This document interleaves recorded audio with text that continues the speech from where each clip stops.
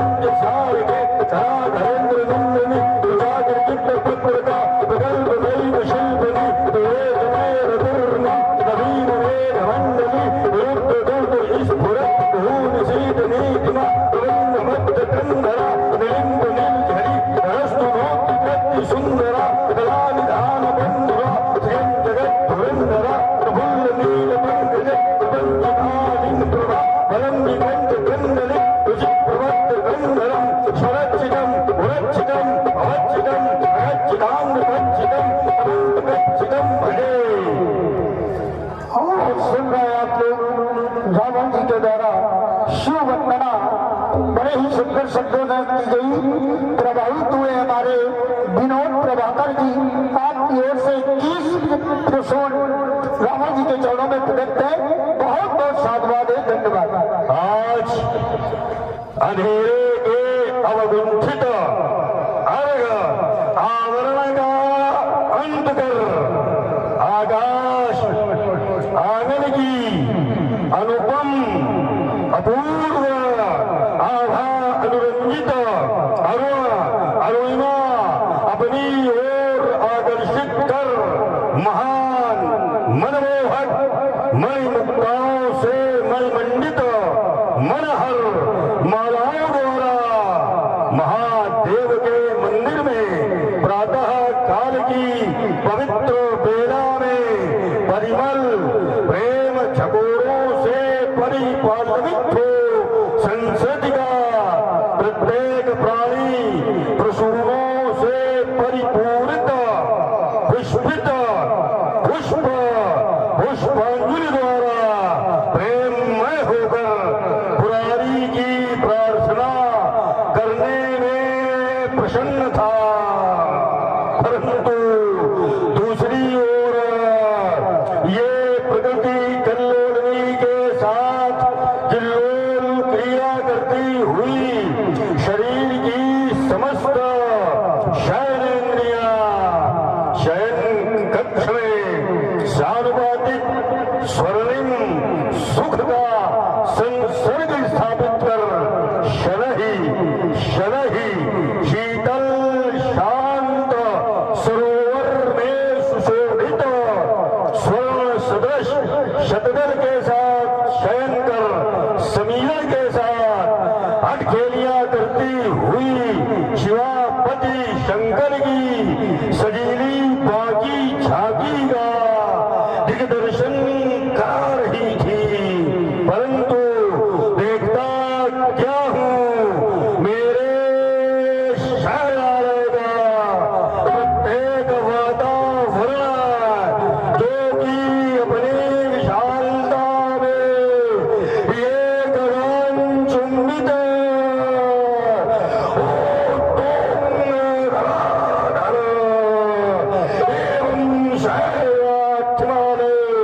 सुंदरता में आभावलित अमरपुरी को भी लज्जित कर रहा था।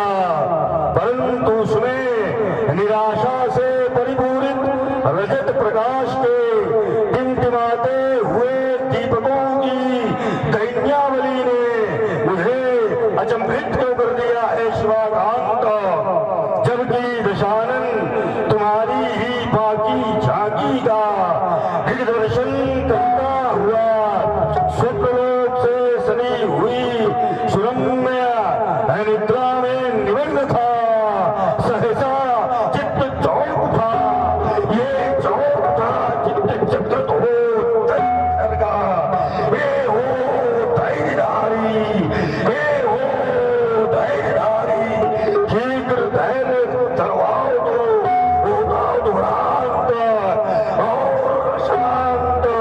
आज मेरा मन ये उलझा हुआ प्रश्न शीघ्र आकर सुलझाओ दो। विविध विघ्न व्याधि की व्याधियां बनाकर भी हो रोकती है मार्ग। आज रास्ता दिखाओ दो मुझको, तो सहारा है तुम्हारा ही शिवा के स्वाद बिंदु। संकट हटाओ दो भगवान शंकर सर्वदा पायरों की झनकमयी झनकार सुनने वाले दशानन के समरभों में ये भीषण भय से भयभीत कर देने वाले भयावने शब्द अंतःकरण में प्रविष्ट कर स्थल को शिथिल कर देने में कटिबद्ध क्यों है। तथा पुनः पुनः कानों में तुमुल तुरही की ध्वनि के साथ ध्वनित कर देने वाला ये राधेरी का घनघोर निरात कैसा। परंतु आज लंका नगरी के स्वर्णिम प्राचीरों के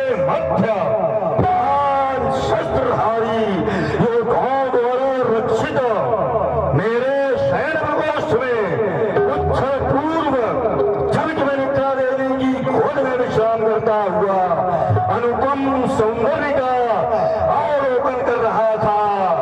सहसा मेरे विद्यालय में प्रवेश कर मेरी निद्रा को भंग कर देगा।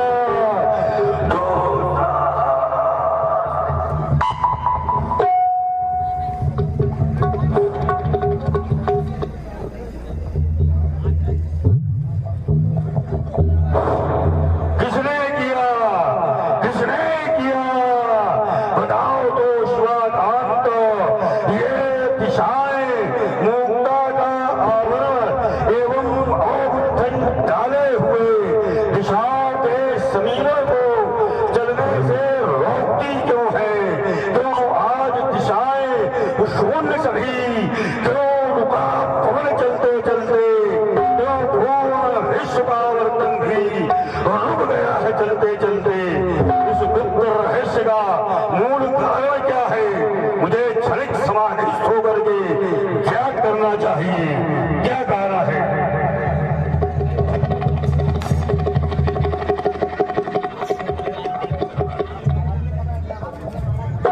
बस रहने दो गुरुदेव, समर्थ हो चुके, वो ज्ञात प्रश्न भी ज्ञात हो गया।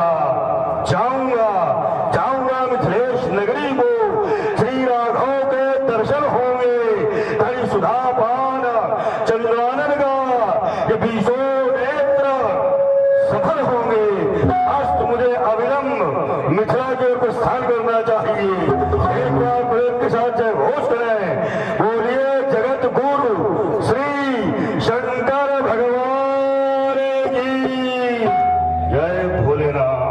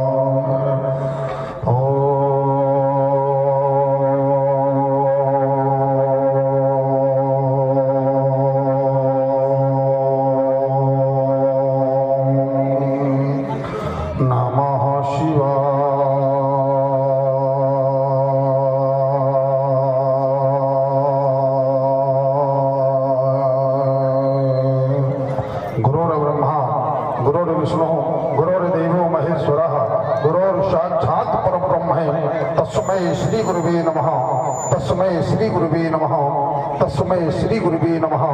यशांकी चाविभाते भूधर्षुतः देवा पगामस्तके भाले भाल बेहर गले चकर्लम यशोरस व्यालराट सोयं भूत विभूषणा सुरवरः सर्वाधिपा सर्वदः सर्वा सर्वगता शिवा सुस्निभा श्री शंकर पातुमां श्री शंकर पातुमां श्री शंकर पातुमां तत्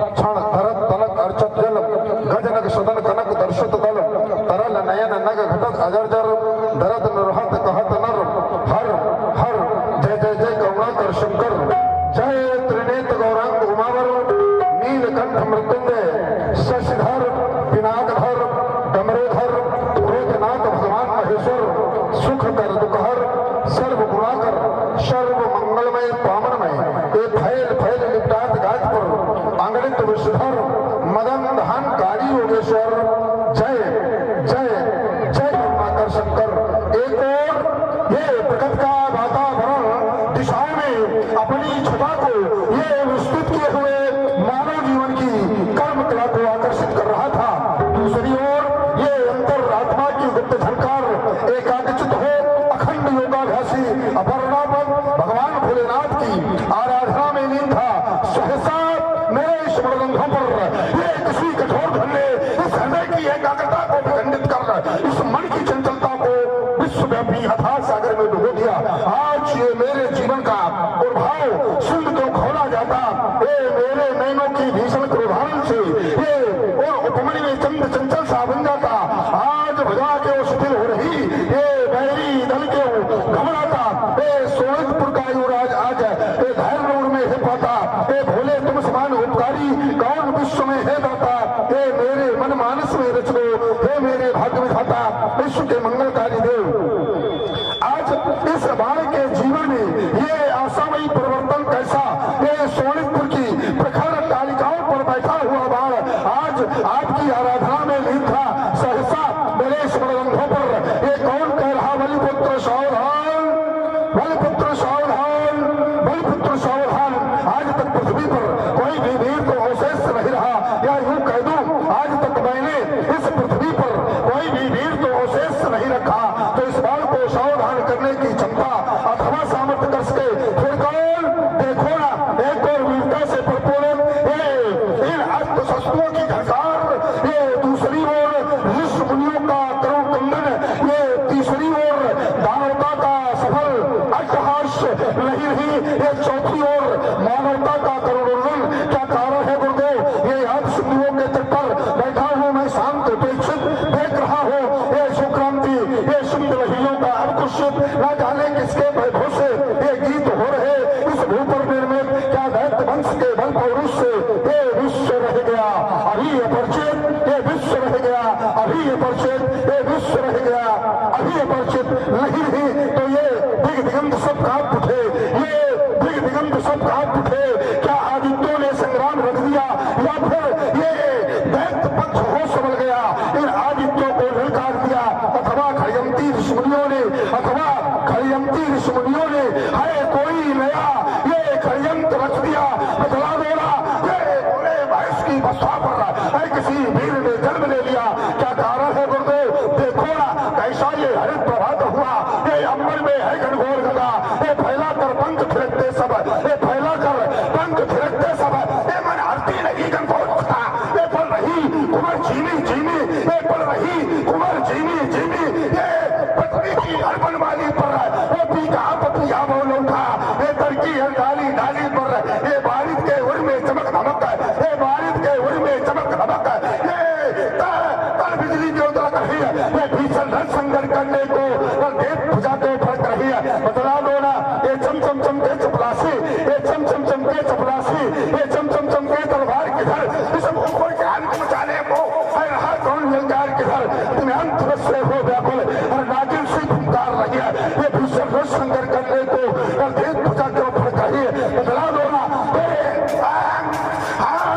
धड़क रहे तो संचलित मेरा होगा ये मध्य लोक को लोकनाथ क्या मेरा मनुष्य होता ये जात काल का दस मुझे है आज किंचन भाता तो सकल लोक का सारा सुख तो वाच्य भूला जाता ये भोले महेश निज को सुमरों से ये बाल कर रहा था बंदर शैशा सभा दिख गई आज इन सूर्य ऋषियों का करुणा कन्नड़ हे देवों के देवादिदेव हम करो दूर तुमको बंधन हम करो दूर तुमको बंधन सत सदबंधन सत सदबंधन सत सदबंधन है भोलेनाथ आज कुछ विदित नहीं होता इस अकारण के कारण को ज्ञात करो नाथ ओ नमः शिवाय। ज्ञात हो गया मिथिला रंगशाला के अंतर्गत मैथिली के अनुष्ठान क्रांतिकारी रावण तुम्हारा वहां प्रस्थान अभी अभी तुमने समाप्त किया है प्रदीप विजय अभियान उधर रचा है योगी सीरत भजने धनुष यज्ञ का अनुष्ठान तो लंका के नहर सावधान लंका के शासक सावधान मैं पुनः पृथ्वी पर आता हूँ ये वीरों देना दोष नहीं ये वीरों देना दोष नहीं मैं अपने अस्त्र उठाता हूँ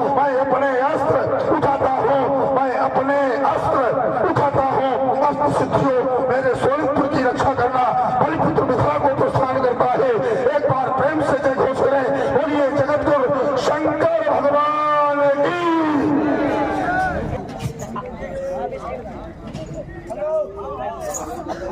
मिथिला के कुशलबंदी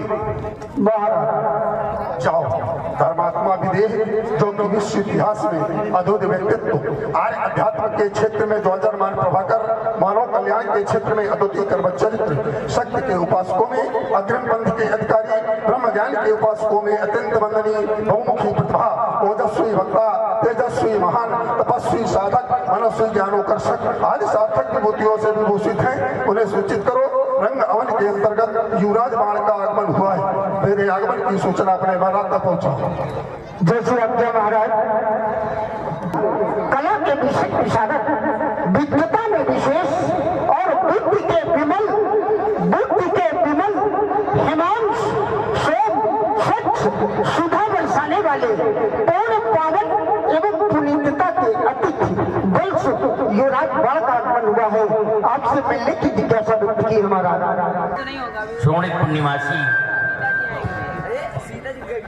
मेरे प्रिय बंधु बाण, जय जय भोलेनाथ की। यम नियम आसन प्राणायाम प्रत्याहार ध्यान धारणा और समाधि आदि अष्टांग योगों पर पूर्ण प्रभुत्व रखने वाले तत्वज्ञानी, धर्मज्ञानी, समय ज्ञानी, विषय ज्ञानी, ब्रह्मज्ञानी, निम्नकुल सम्राट महात्मा क्षीरध्वज, जय जय श्री शंकर भगवान की। हमारा स्वागत, हमारा सम्मान, हमारा शिष्टाचार, हमारा अभिनंदन स्वीकार करें। अरे भैया, आपके द्वारा मिथिला समाज के अंतर्गत स्वागत और सम्मान यद्यप सभी सुन करके आए हैं, सभी तो हम भी उसी क्रम में हैं, तो सुन करके मैं भी आया हूं। आपकी पुत्री का पाणिग्रह संस्कार है, वो आज ज्येष्ठ पिता है, लोक पिता मैं हूं। चाहता हूं कि हमारे लिए कोई आदेश की कोई आवश्यकता नहीं आती। क्यों? जब आप लघु पिता हैं तो लघु पिता होकर के आप अपने भाव के अनुसार जो आपसे हो सके आपसे नहीं करें। अगर ज्येष्ठ पिता आदेशित कर दे तो कोई अनुचित नहीं, अनुचित भी नहीं है, आदेश कर भी नहीं सकते। नहीं, जब आपकी बेटी है अगर तो आदेश की कोई आवश्यकता नहीं। हम लघु पिता हैं, ये बहुत अच्छी बात है कि मैं लघु पिता हूँ, लेकिन अगर लघु पिता ज्येष्ठ पिता से ये कहे कि कोई आदेश, तो ज्येष्ठ पिता का कर्तव्य क्या है, केवल इतना हमें बता दो। कर्तव्य यही है कि किसी प्रकार का कोई भी इस अनुष्ठान में, धार्मिक अनुष्ठान में कोई उत्पात न होने पावे, बस आपके लिए इतना आदेश है। बस तो खड़े खड़े कि बैठ जाए। आइए। अच्छा, है कोई संदेश वाहक? महाराज आदेश करें। धर्मात्मा विदेह को सूचित करो। रंगशाला के अंतर्गत वैश्वमेल रावण का आगमन हुआ। जैसे आज्ञा महाराज, आपके आगमन की सूचना अविलंब मैं महाराज तक पहुंचाता हूँ। राजन के जीवन की जय जयकार हो। महाराज, मिथिला रंगभवन के प्राची द्वार से हमारे पौलिस्त कुलभूषण और विश्वेश्वर के पुत्र, लंका के सम्राट, या यूं कह दूं कंचन नगरी के नरेश श्री रावण जी का पदार्पण हुआ है। आपसे मिलने की जिज्ञासा व्यक्त की हमारा। हमारे भाग्य खुल गए, श्री रावण जी का दर्शन, अहो मेरा सौभाग्य। 4 वेद, 6 शास्त्र, 18 पुराण के ज्ञाता, नीतिवान, गुण निधान श्री रावण जी आपके श्री चरणों में शीरध्वज का कोट शाहबंदन स्वीकार करें। शो भवम विजय भव सिद्धि मनोरथम ज्ञानम विज्ञानम चा संयुक्तौ शंकरे प्रतिभक्तिमा। हमारे यहाँ आपका स्वागत है, सम्मान है, अभिनंदन है। प्रभावित हो रहा हूं तुम्हारे द्वारा प्रदत्त स्वागत से, तुम्हारे वंदन से, अभिनंदन से, शिष्टाचार से। कन्या का पाणिग्रह संस्कार क्या धार्मिक कार्य है?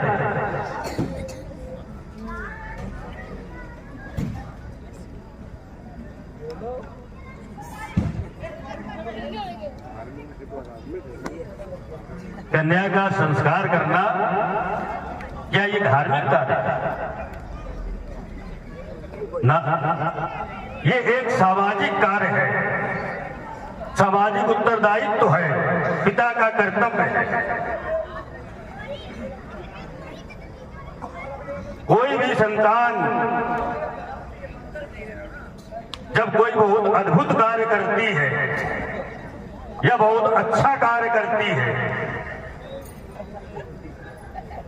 तो जो परिवार के बड़े बुजुर्ग लोग होते हैं, अभिभावक होते हैं, उनका क्या उत्तरदायित्व बनता है? बातें करना है तो घर जाओ। वही बालक बहुत अच्छा कार्य करे, उत्कृष्ट कार्य कर दे, तो जो अभिभावक हैं उनका क्या धर्म बनता है? उनका कर्तव्य है, उनका धर्म है कि उस बच्चे का उत्साहवर्धन करें, करना चाहिए, ताकि बालकों में उत्साह बढ़े, आगे और प्रगति। आपकी कन्या ने भी अलौकिक कार्य किया, आपको भी उसका उत्साहवर्धन करना चाहिए। ये अचानक विवाह का निर्णय कैसे ले लिया? अलौकिक कार्य किया, हाँ बढ़िया।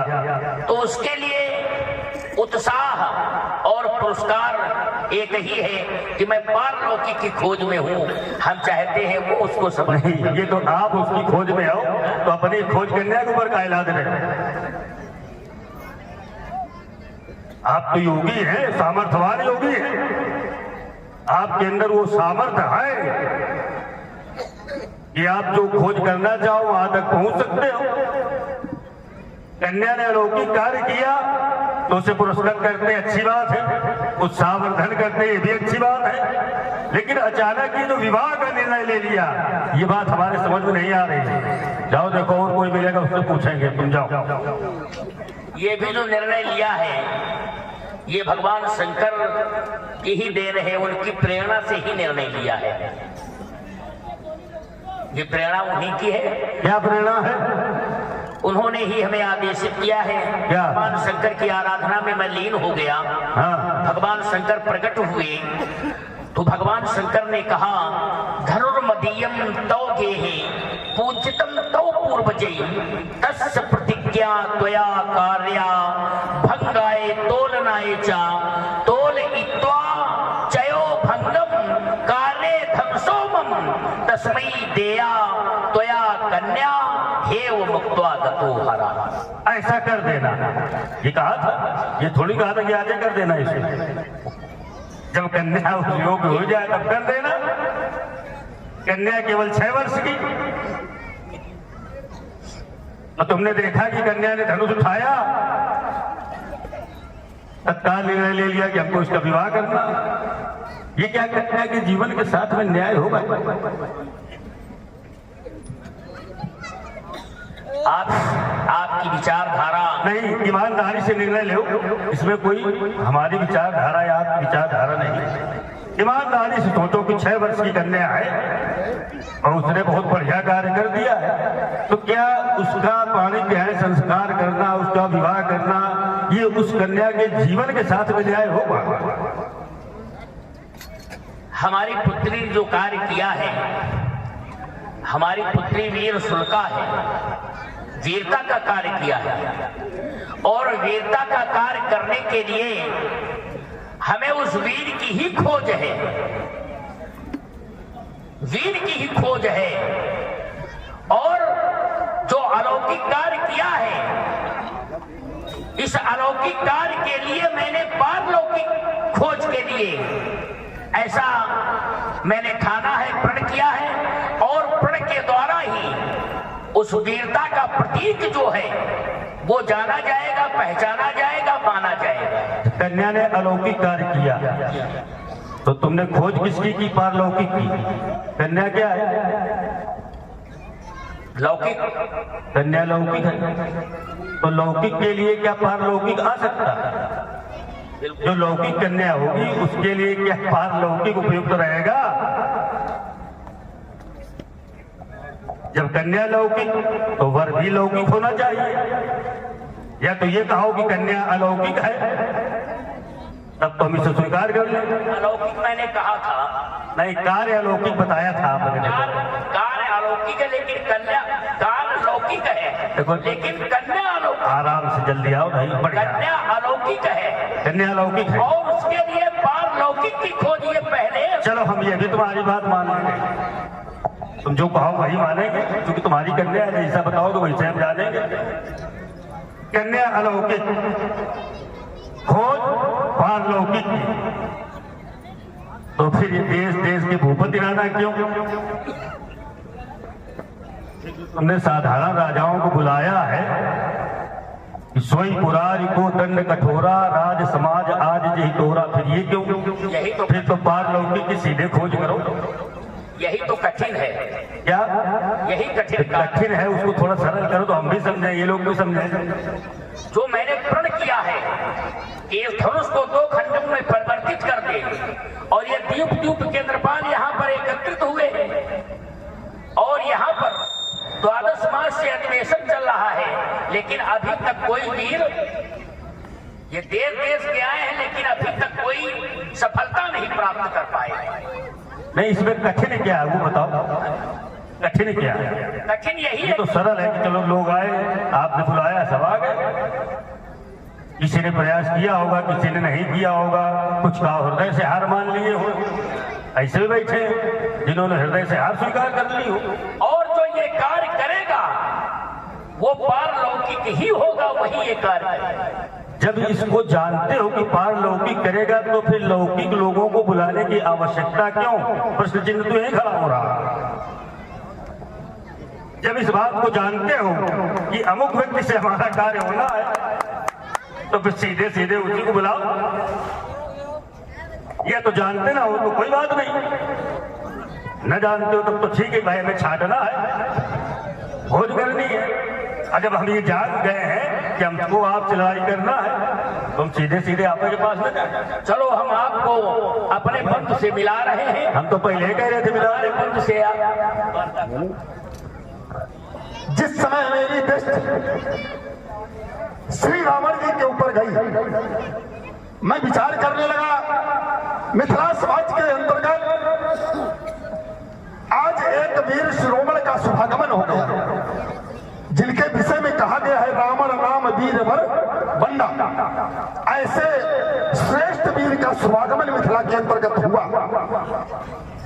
पुनः मेरा ध्यान शास्त्रों की ओर गया, तो शास्त्रों में मैंने ये पाया कि एक वीर को दूसरे वीर की पूजा करनी चाहिए।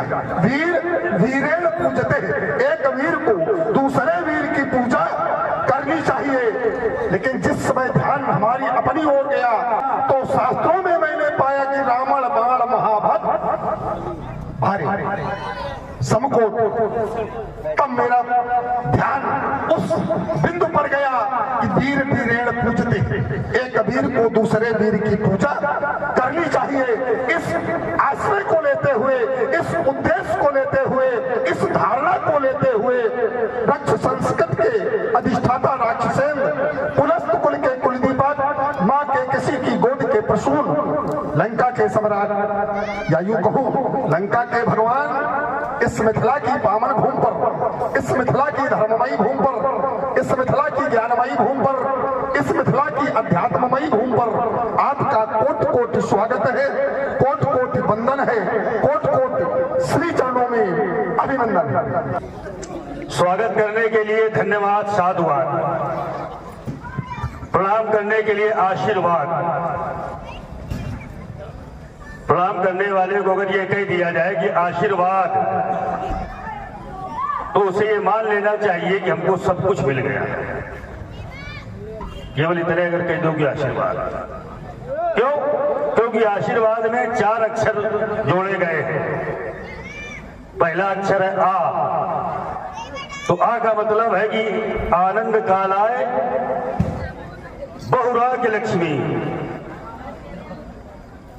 दूसरा अक्षर जो आया है शी, शिव प्रसादाद नवरिद्धि सिद्धि। तीसरा वाह, तो वाता हटाए अर्थात सब रोग नष्ट हो जाए। शत्रु विनाशनंच और अंतिम अक्षर दा तकार शब्दस्य दरिद्र नाशाय। तो शुभ आशीर्वाद। विचार करने लगा, आपके मुखारबिंद से निकली हुई वाणी पर विषय प्रारंभ हुआ। बोले क्या पुत्री का पाणिग्रह संस्कार करना धर्म है?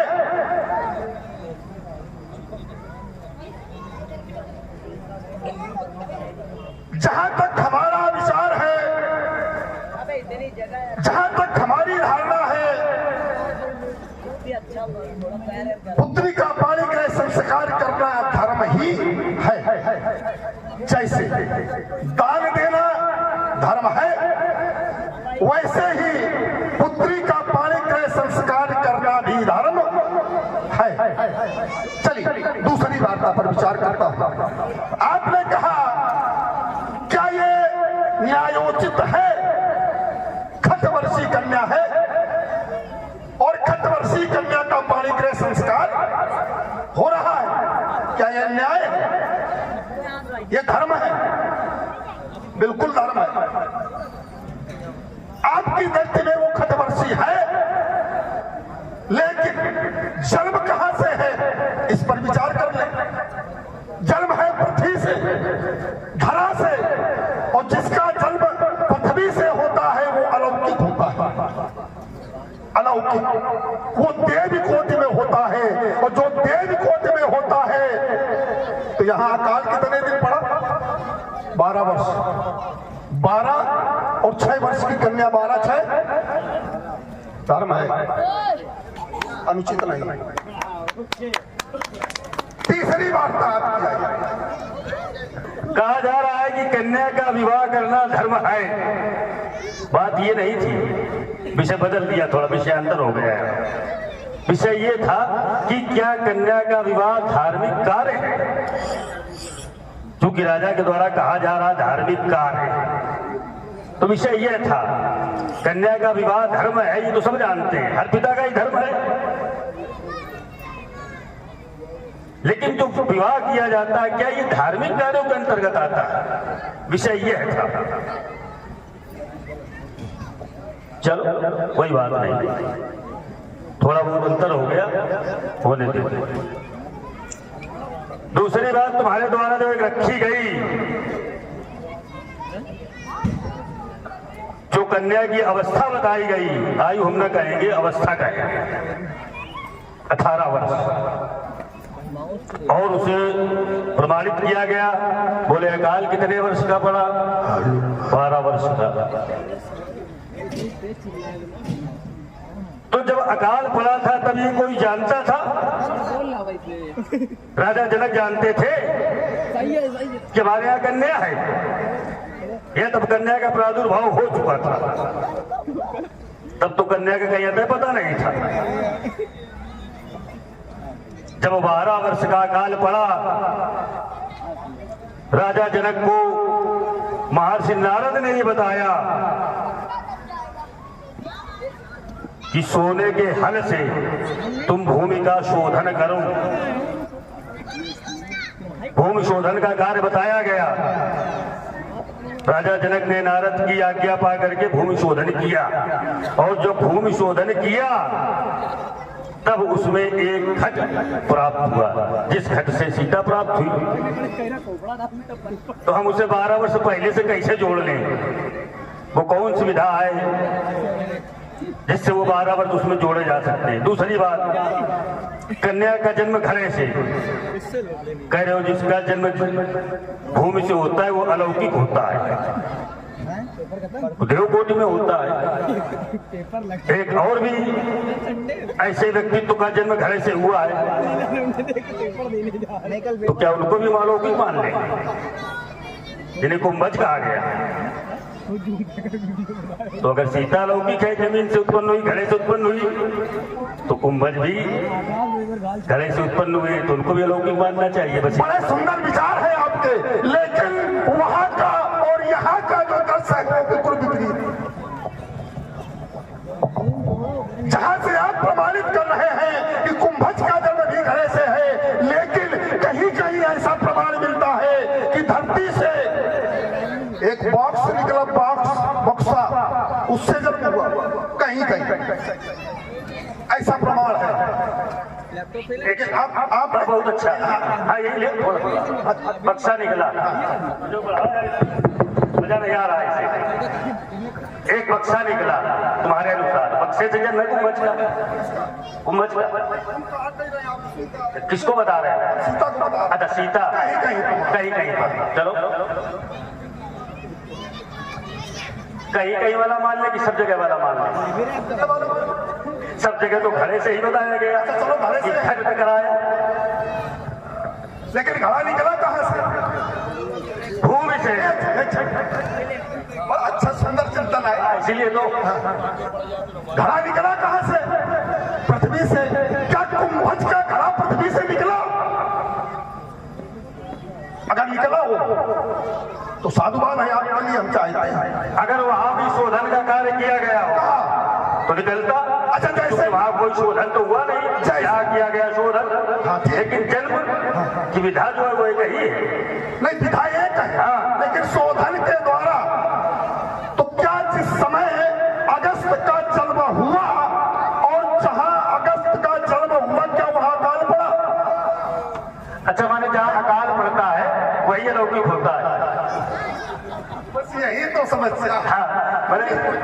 पूरी वार्ता हो जाए तो ज्यादा अच्छा लगेगा। थोड़े में ज्यादा अच्छा लगता है, थोड़ा आनंद आएगा, थोड़े में ज्यादा अच्छा लगेगा। चलिए, जहाँ नारद ने, आपने कहा एक दर्शन दिया आपने कि नारद ने कहा कि सोने का हल चलाया जाए, और जहां 12 वर्ष तक वर्षा न हो, 12 वर्ष तक वर्षा न हो, वहां की भूमि कैसे होगी? कठोर। अब सोने का हल ही चलाने के लिए क्यों कहा गया? इसमें भी कोई राज है? विचार करते तो बिंदुओं को। ठीक, अब जब जन्म घड़े से पृथ्वी से घड़ा निकला और घड़े से उसका जन्म हुआ, तो जो पृथ्वी से घड़ा निकला उससे जन्म है। तो मैंने कहा था कि ये देवी योनि में आता है, और 12 वर्ष तक वो पृथ्वी की गोद में, कोख में रही। घड़ा कहाँ रहा? पृथ्वी की कोख में तो रहा। 12 वर्ष तक पृथ्वी की कोख में रहा, और जब वो घड़ा ऊपर आया तो 12 उठाए। हमने कौन सा अनुचित प्रमाणित? घड़े के संबंध में तुम ज्यादा जानते हो कि हम जानते हैं? ईमानदारी से बताना। क्या? घड़े के संबंध में तुम ज्यादा जानते हो कि हम? अब तुम्हारे अमल ना होंगे तो क्योंकि उस घड़े का की रचना, संरचना तो रावण के द्वारा ही है। उसका रचनाकार तो रावण ही है। अगर ये प्रमाणित करोगे तो फिर मजा नहीं है। अच्छा चलो छोड़ो, नहीं, वहीं से खत्म। चलो खत्म फिर तो फिर पूरा रहस्य खत्म। भाई वो तो रहस्य खत्म हो जाएगा ना। अच्छा, सीता लौकिक छोड़ो। हाँ, सीता लौकिक राजा जनक ने भी बताया, और तुम भी बता रहे हो कि सीता लौकिक है। तो जब सीता अलौकिक है, धनुष अलौकिक है, खोज पार लौकिक की है, तो स्पष्ट हो गया क्योंकि जनक ने बता दिया। तो फिर इनको सबको यहाँ से हटाओ, तो जाओ सब लोग अपने घर। हाँ, ये विषय बहुत अच्छा आपने रखा। ये आपका चिंतनीय विषय है। आपने कहा इन राजाओं को जो बुलाया गया है, इनको फिर क्यों बुलाया गया है? जब पारलौकिक की खोज है, यही तो विचार करना है। राजा जनक है ज्ञानी, राजा जनक है योगी, राजा जनक ने अलौकिक में अलौकिक की खोज कर रहे हैं। और सबसे कठिन यही है कि जो लौकिकता में अलौकिक की खोज करे, तो सबसे बड़ी कठिनाई यही है। प्रश्न पत्र दिया गया, और जब प्रश्न पत्र दिया गया तो उसमें लिखा होता है कि सारे प्रश्न अनिवार्य, लेकिन कुछ प्रश्न ऐसे होते हैं जो छात्र हल नहीं कर पाते, जो कठिनता का विषय होता है। ठीक उसी प्रकार राजा जनक ने जो किया है, जो राजा जनक ने प्रण किया है लौकिकता में रहकर, उसमें अलौकिक की खोज कर रहे हैं। यही तो सर्वोपरि स्थान है उनका। जैसे जो श्रेष्ठतम पर पहुंच जाता है, जिसे भी राजा जनक नहीं पहुंचे वहां तक, जो श्रेष्ठतम तक पहुंच जाता है, फिर उसको अलौकिक की खोज करने की आवश्यकता नहीं होती। लेकिन राजा जनक उस सीढ़ी पर चल रहे हैं, और लौकिकता में ही अलौकिक की खोज सबसे कठिन है। इसलिए राजा जनक लौकिकता में उस अलौकिक को खोज रहे हैं, और राजा जनक की दृष्टि में वो एक ही बैठा है। अच्छा, अगर राजा जनक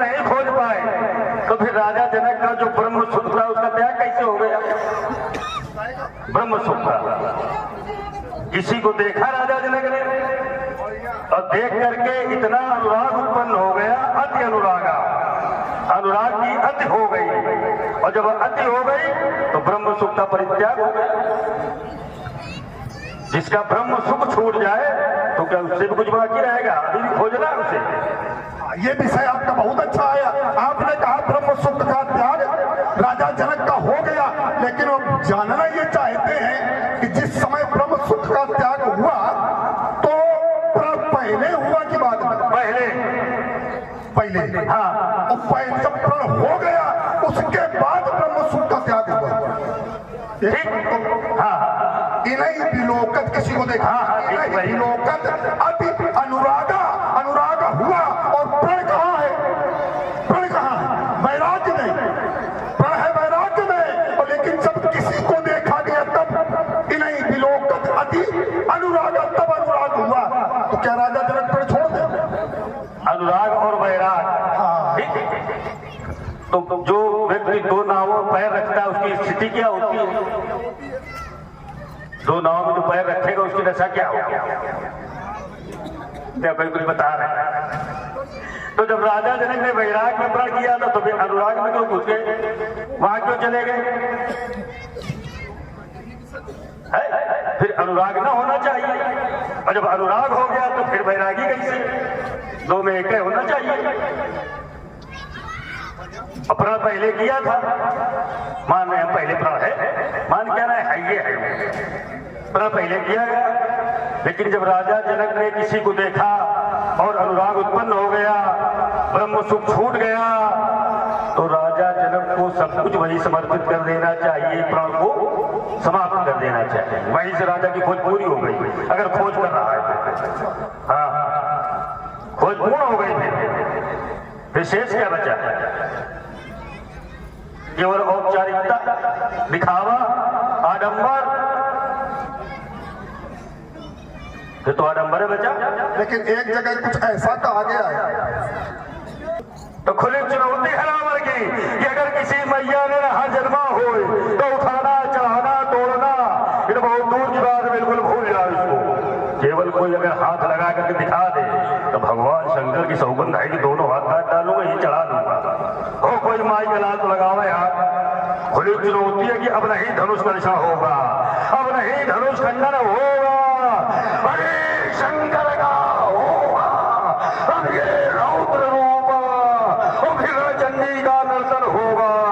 ये बाणों से ज्वाला निकलेगी और अंगारों का वर्षा होगा, और अब नहीं धनुष वर्षा होगा। विध्वंस करूंगा धनुष यज्ञ, विध्वंस करूंगा धनुष यज्ञ, फिर सोनित की नदी बहा दूंगा और लंकेश विकट हुंकारों से अंबर में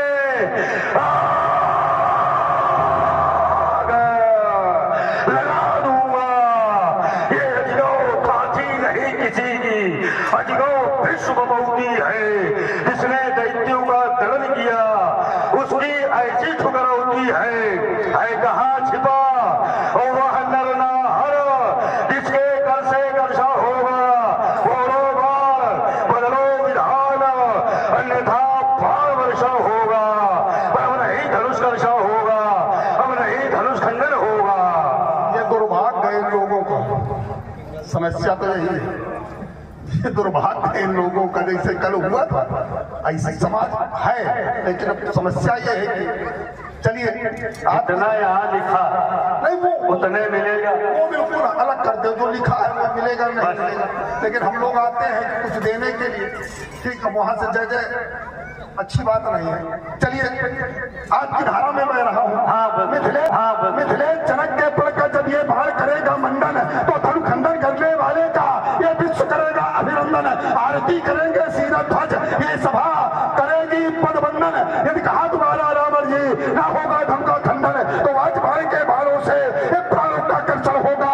आज धनुष कर्षण होगा, आज धनुष कर्षण होगा, आज धनुष कर्षण होगा। धनुष कर्षण होगा, अब नहीं धनुष खंडन होगा। ये आग तुम्हारी भुजा भुजा पर अब ये वज्र गिरेगा, ओ शब्द सिंधु शोषण होगा। भूखे भैरव और लेग मुहाई ये काल करेगा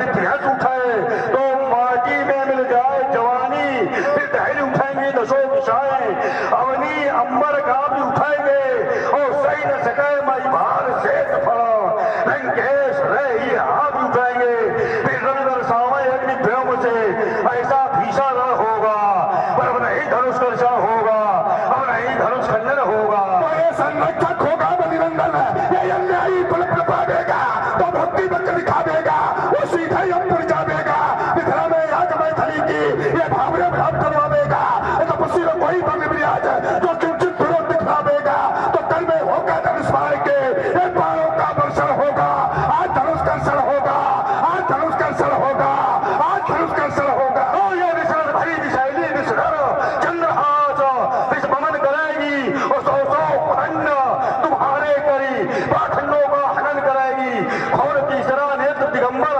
हमें संगी नाथ सुनाने, ये प्रलय प्रभंजन ध्वनि उठाएंगे और मुश्किल होंगे प्राण बचाने, सुमनों की सैया पर सोती इन सुंदरियों का खंडन होगा, यदि आज मैथिली अधिवेशन में इस अजगों का खंडन होगा।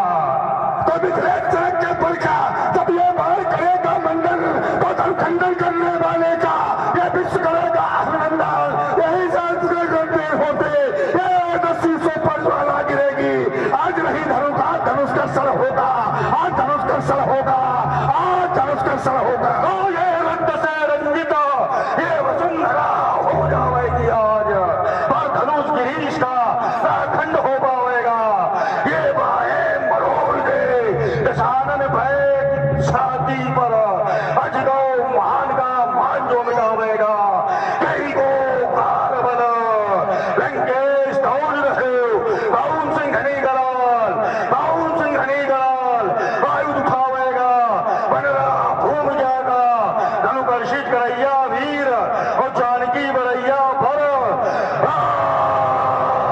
जीवित में जावेगा। तो 10 मुख तेरे 1000 पर ये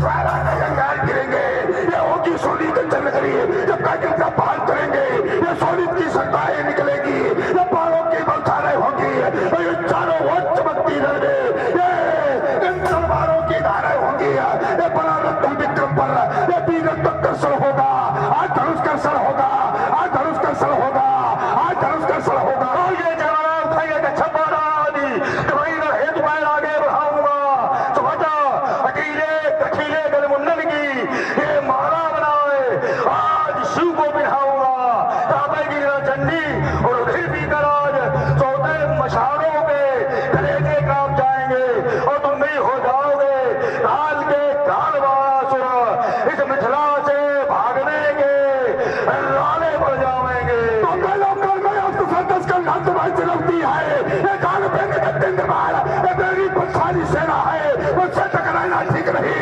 हिमगिर से टक्कर लेना है, अपने पर अगर उतर आया तो ये से की शान फुला दूंगा और छीनूंगा सारे शस्त्र, मिथिला से तुम्हें भगा दूंगा, अब करनी नहीं नौती है, ये कई लोकल में अस्त्र शस्त्र दशकंधार तुम्हें चुनौती है। और सुन रहे हैं बहुत ही सुंदर ओजपूर्ण वार्ता दोनों ओर से, दोनों रण कुशल धनुर्धर नर, दोनों संबल दोनों समर्थ, दोनों पर दोनों की अमोघ है विजित वृष्टि हो रही है। प्रभावित हुए हैं आप है विश्वनाथ जी अवस्थी, आपकी ओर से 101 पुष्प मुद्राएं सादर भेंट किए गए हैं, बहुत बहुत साधुवाद। जब स्वयं विश्वनाथ बीच में आ गए हैं तो इसके आगे सारी बातें समाप्त होती हैं। हमें तुम्हें को पूजिए विक्रमवाद अखंड, अब तो ये कह दे को मदन गदन को दंड। विश्वनाथ ममनाथ पुरारी प्रभु मन महिमा विदित तुम्हारी, तो जब विश्वनाथ आ गए हैं समझ कोई कारण किसी अवस्था में हो, किसी परिस्थिति में हो, किसी समय जब विश्वनाथ के दर्शन हो जाए तो फिर अन्य दर्शनों की आवश्यकता। आज हमारी और तुम्हारी वीरता का ये अजगौ नहीं परीक्षक होगा, जिस पर मां जगदम्बे का बरदास वही धन का कर्षक होगा। हार जीत क्या चीज, वीरता की पहचान समर है, सच्चाई पर विहार कर तभी हारा ये नर है। हम व्यर्थ बने अपवाद, जहाँ वाद वालों का कोई मूल्य न होगा। आज हमारी और तुम्हारी वीरता का ये अजगौ नहीं परीक्षक होगा। इसलिए मिथिला समाज के अंतर्गत आए हुए नेपालों, महिपालों सभी कान खोल करके सुन लें। मेरे जाने के पश्चात कोई ये कहने का दुस्साहस न करे कि रावण और बाणासुर जैसे वीर योद्धा आए और अपनी मौखिक वीरता का प्रदर्शन करके चले गए। नहीं, जाता हूँ अजगौ हुआ खंडित नहीं देख सकता, क्योंकि भगवान शंकर मेरे भी आराध्य हैं। जाता हूँ अजगौ हुआ खंडित नहीं देख सकता, होगा धन खंडित संसारी से जान ले। भक्त को मिलेंगे भगवान इस मिथिला में, शत्रु को मिलेंगे शत्रु, ये विश्व सत्य से मान ले। आया था मिलने मित्रवत नहीं, आया था शत्रुवत, जहाँ बैठा हो वो क्षुभ निवेशी विष्णु। कान खोल सुन ले बार की पुकारिए। आज का युग तो बना है रावण युग, आज का युग तो बना है रावण युग, पर बनाऊंगा द्वापर में कृष्ण और बाण युग। करता हूं प्रतिज्ञा गुरु शंकर की आ मिले, मेरे गुरु को धनुष्य और सीता से मां का नाता है। जनक सभा के सभासदों क्षमा करो, अब ये बाण लौट कर जाता है। एक बार सभी लोग प्रेम से जय घोष करें, बोलिए जगत गुरु शंकर भगवान की। रामन जी जय जय। जय भोलेनाथ की। चले खोजें उसे जिसके लिए आया था यहाँ विप्लवी भयंकरी शक्ति को उलझार करके। देखें उस निशंक को कैसा पता है बना, इसलिए कालुका स्वभाव हमारे मारीच को बिन फल के बाण से सागर पार फेंकने वाला। मैं भी तो देखूं कौन है वो, कहां से है, कैसे है, जिसने रावण को युद्ध के लिए चुनौती भेजी है। किस मैया ने वो हर जन्मा है। नहीं आएगा, कब तक नहीं आएगा? आज नहीं आएगा, कल नहीं आएगा, परसों नहीं आएगा या वर्षों नहीं आएगा। एक न एक दिन ऐसी स्थितियां उत्पन्न कर दूंगा, ऐसी रचना रचा दूंगा कि तुम्हें नंगे पैरों दौड़ते हुए रोते हुए हमारी लंका तक आना ही होगा। ऐसी विचित्र रचना रचा दूंगा मैं। हमारे जाने के बाद भी अगर कोई प्रयास किया, किसी ने धनुष को उठाने का, चढ़ाने का अथवा तोड़ने का कोई भी प्रतिक्रिया अगर व्यक्त कर दी, तो भगवान शंकर की सौगंध लेकर के जा, अजगो तुम्हारे शत्रु से जन्म भर पैर मैं लूंगा। अजगो तुम्हारे शत्रु से जन्म भर बैर मैं लूंगा, स्वयं ही प्राण दे दूंगा या उसके प्राण ले लूंगा। जितने लोग यहाँ बैठे हैं, अगर बाबा की कृपा से दोनों हाथ मिले हो तो जरा सब लोग एक बार दोनों हाथ ऊपर उठाओ। और अगर मुख में वाणी दे दी, उन्होंने विशेष कृपा कर दी है, तो चोरी न करना। जितनी ताकत दिया है वाणी में, पूरी ऊर्जा के साथ एक बार नहीं, कम से कम 3 बार सब लोग बाबा के नाम को जय घोष करेंगे। बोलिए जगत गुरु श्री शंकर भगवान की, बोलो श्री गुरुदेव भगवान की, बोलो श्री योगेश्वर भगवान की। जय बाबा की, जय बाबा की, जय बाबा की। हरे